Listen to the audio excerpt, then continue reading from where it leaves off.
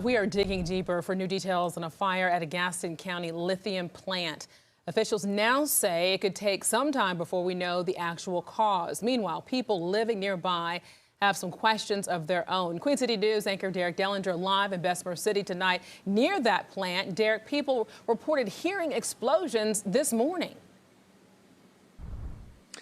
Yes, and the county says that there were multiple explosions that were happening at this plant during this fire overnight. This fire, though, is a bit of a rare one, though, one that had to be allowed to be burned out because they couldn't put any water on it. When the fire started at the Livent plant in Bessemer City early Monday morning, there were already indications that this was a unique event. One of the buildings at the plant housing lithium had caught fire, but it was not a simple situation where you could put water on it and it would go out. No water was able to be applied because of the water reactive nature of the product. In plain English, if firefighters did put water on it, it would explode. And people living nearby reported hearing explosions, waking them up.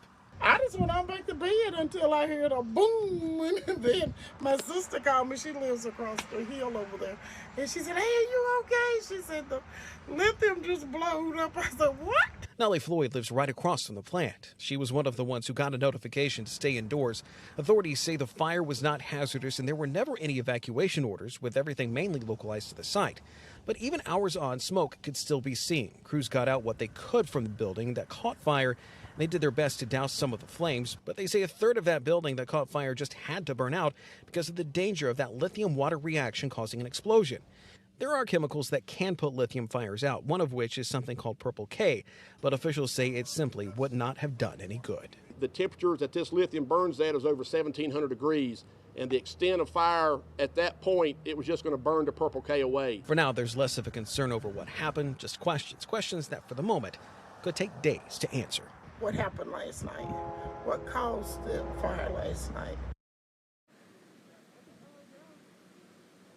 Operations at the plant have been affected at least somewhat. We know the situation specifically around where this building caught fire. There's not really much happening there right now, but as far as the rest of the plant, it is a sprawling facility, so the rest of the operation continues on as normal. There's no timeline, though, on when everything will be turning back to normal operations here, at least not just yet. We're live in Bessemer City. Derek Dellinger, Queen City News.